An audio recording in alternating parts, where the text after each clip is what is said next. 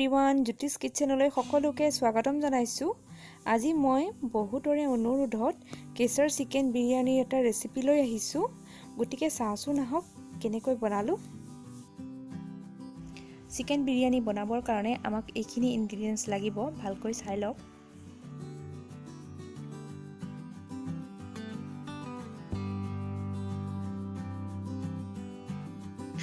প্ৰথমতে মই এটা সৰু সাইজৰ বাটিত অলপমান গাখীৰ লৈছো আৰু ইয়াত মই কেডালমান কেশৰ এনেকৈ তিয়াই থম 1 ঘণ্টাৰ কাৰণে। ইয়াৰ পৰা এটা বহুত ধুনীয়া কালাৰ আহিব আৰু আমি এইখিনি বিৰিয়ানী বনাওতে ব্যৱহাৰ কৰিম।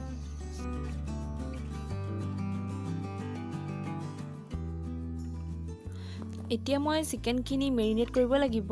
মই ইয়াত নিমখ, হালধি, মিঠাতেল আৰু আদা নহৰু পেষ্ট, পিয়াজ দি মেৰিনেট কৰি 1 ঘণ্টাৰ কাৰণে থৈ দিম। এনেকৈ মেৰিনেট কৰি থলে চিকেনখিনি খাবলৈ ভাল হয়।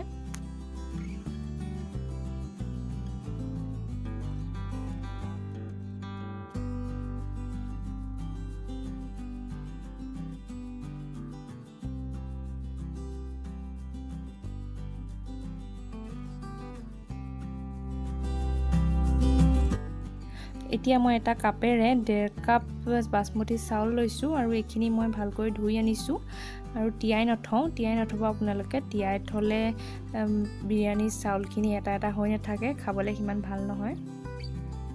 এতিয়া মই এটা সসপেনত অলপমান পানী গৰম কৰি লৈছো। ইয়াত মই চাউলখিনি সিজাম, তেতিয়া চাউলখিনি এটা হ'ব, খাবলৈ ভাল হ'ব বিৰিয়ানীখিনি। আৰু লং ইলাচি ডালচেনি অলপমান খুন্দা মাৰি লৈছো। এইখিনি মই অলপ উতল আহিবলৈ দিম আৰু উতল অহাৰ পিছত মই চাউলখিনি ইয়াত বহাই দিম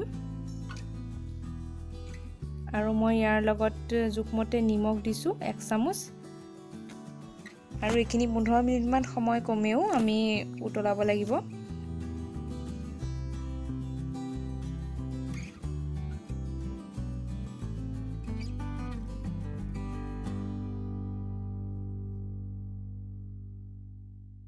কেৰাহীত মাংসখিনি ফ্ৰাই কৰি লম, তাৰ কাৰণে তেল দিছো আৰু ইয়াত মই আগতে আদা নহৰু দি মেৰিনেট কৰি থোৱা আছে। এতিয়া মই বস্তুখিনি অলপকৈ দিম, পিয়াজ, আদা নহৰু দিম।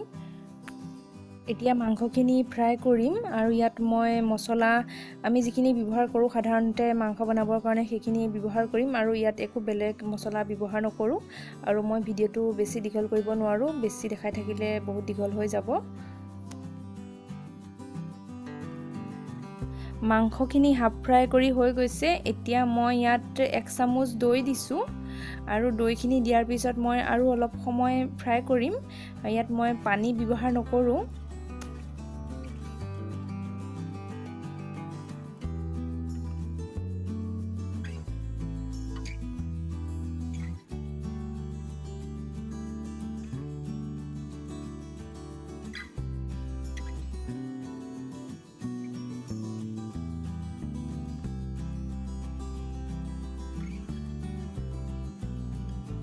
চাউলখিনি সিজাই হৈ গ'ল। এতিয়া মই এটা ফুটা থকা বাচনত চাউলখিনি কাঢ়ি থম।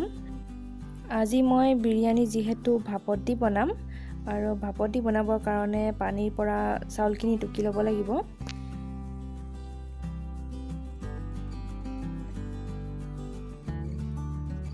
মাংসখিনি ফ্ৰাই কৰি হৈ গ'ল। এতিয়া মই মাংসৰখিনিৰ পৰা যিখিনি তেল ওলাই সেই তেলখিনি কাঢ়ি থব লাগিব আৰু সেই তেলখিনি মই বিৰিয়ানী বনাওতে ব্যৱহাৰ কৰিম।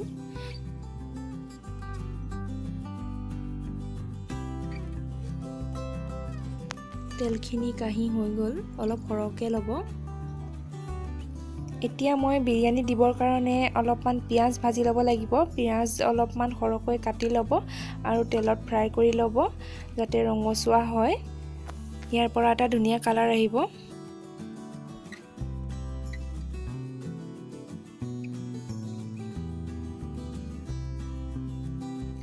এতিয়া ভিডিওটোলৈ ভালকৈ মন কৰিব। মই বিৰিয়ানী বনাবৰ কাৰণে এটা সস লৈছো আৰু আপোনালোকে সসটোৰ সলনি এটা বটুৱাও ল'ব পাৰে আৰু মই প্ৰথমতে ইয়াত অলপমান ৰাইচ দিছো।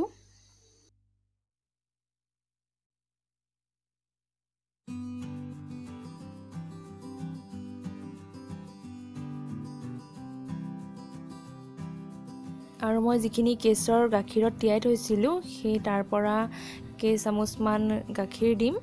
ইয়াৰ পৰা কালাৰ আহিব।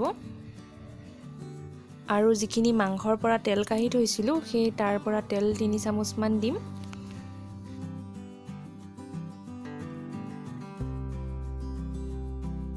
আৰু যিখিনি পিঁয়াজ ভাজি লৈছিলোঁ সেই পিঁয়াজ অলপমান দিম। গোটেইখিনি একেবাৰতে দি নিদিব, অলপ অলপকৈ দিব লাগিব। এতিয়া চিকেন লেগ পিচ দিছোঁ।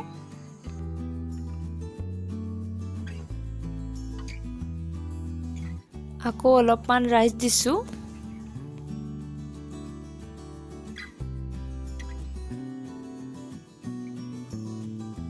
আৰু ইয়াত মই আজি কেওৰা জল ব্যৱহাৰ নকৰোঁ। কেওৰা জলৰ সলনি মই গোলাপ জল ব্যৱহাৰ কৰিম। গোলাপ জল দিলেও বহুত ধুনীয়া চেণ্ট আহে। আপোনালোকে যদি বেয়া পায় নিদিলেও হ'ব। আকৌ মই কেশৰ মিহলাই থোৱা গাখীৰ দিছোঁ আৰু লগতে পিঁয়াজো দিছোঁ। এনেকৈ মই অলপ অলপকৈ গোটেইখিনি ইনগ্ৰিডিয়েণ্টছ দি যাব লাগিব। একেলগে গোটেইখিনি দি নিদিব, ভালকৈ মন কৰিব ভিডিঅ'টো। আকৌ তেল দিছোঁ যিখিনি মই মাংসৰ পৰা কাঢ়ি থৈছিলোঁ। এতিয়া দিছোঁ অলপমান নেমু ৰসখিনিও মাজে মাজে দি যাব।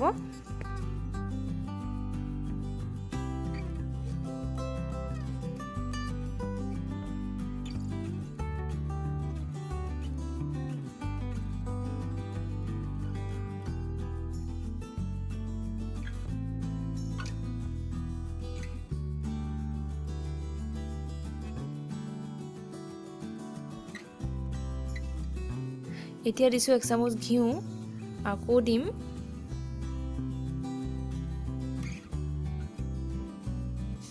আৰু দিছোঁ কেইডালমান কেশৰৰ পৰা ধুনীয়া কালাৰ আহিব।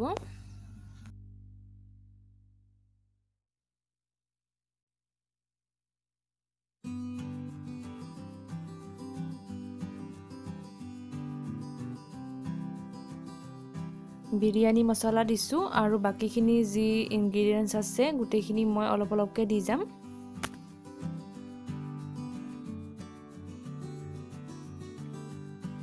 এতিয়া মই অলপমান আটা মাৰি থৈছিলোঁ, সেই আটাখিনি লৈ মই এনেকৈ ঢাকনিখনৰ কিনাৰটো বাটটো বন্ধ কৰি দিম যাতে বতাহ সোমাব নোৱাৰে। আৰু এই বিৰিয়ানীখিনি মই ভাপত দিম। ভাপত মই 30 পৰা 40 মিনিট সময় ভাপত সিজিবলৈ দিম।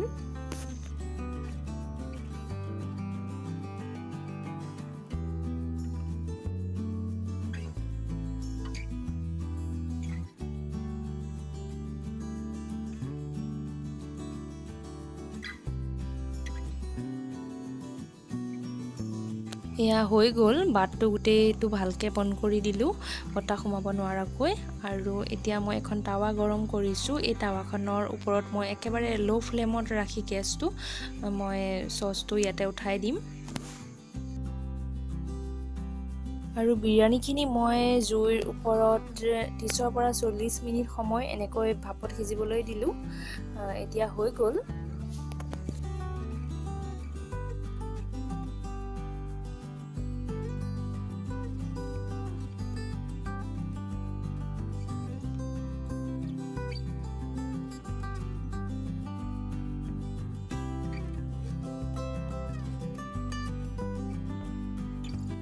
বিৰিয়ানীখিনিৰ পৰা বহুত ধুনীয়া গোন্ধ এটা আহিছে।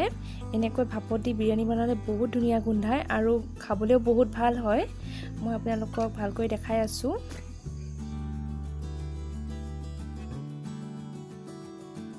আৰু এনেকৈ যদি আপোনালোকে কেশৰ বিৰিয়ানী বনোৱা নাই তেতিয়াহ'লে নিশ্চয় এবাৰ বনাই চাব, বহুত ভাল হয় খাবলৈ।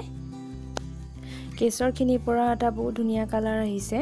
ইয়াত আমি একো বেলেগ ফুড কালাৰ ব্যৱহাৰ কৰিব নালাগে।